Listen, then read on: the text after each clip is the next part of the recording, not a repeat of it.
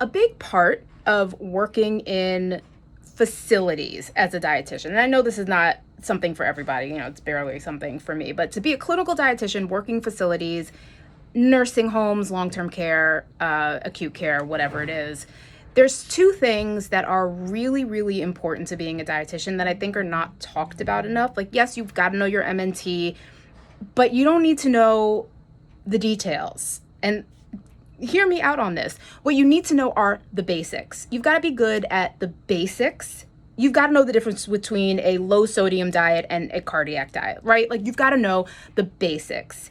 But you also need to know how to talk to people. You've got to be able to communicate the things that you're expressing, both orally, like verbally, and in the written word. You've got to be able to say these things out loud to the patients that you're talking to and express and like doing them for. And then you've got to be able to listen and take in the information that they want to give you, because sometimes they give you really, really important and valuable pieces of information.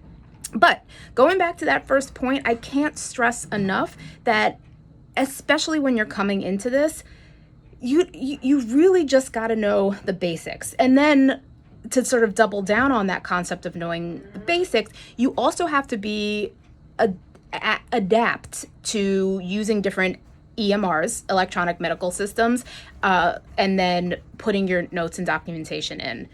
Get good at that. Get good at that. It's going to change everything for you. You're going to be able to demand more money because you're not slow as fuck. You're going to be able to impress people. You're going to be able to get your work done and then hang out for a while. Like, all of these things are really valuable, especially if you're doing work that you're not that interested in doing. This is mind-numbing work half the time. In all honesty, we could probably train 12-year-olds to do the paperwork side of this sort of stuff. But we are professionals and we're the ones in charge of doing it. So get good at doing it. Get good at the communication side of things. Get good at the basics, because that's real. Unless you're in a specialty, unless you are in oncology, unless you are doing TPN on a regular basis, you need to know the basics 99% of the time. And then get good at writing your notes, doing that documentation. Come up with a system, come up with a way to get it done. If you have questions about that, I got all kinds of suggestions. Reach out, ask anytime. I'm always around to talk.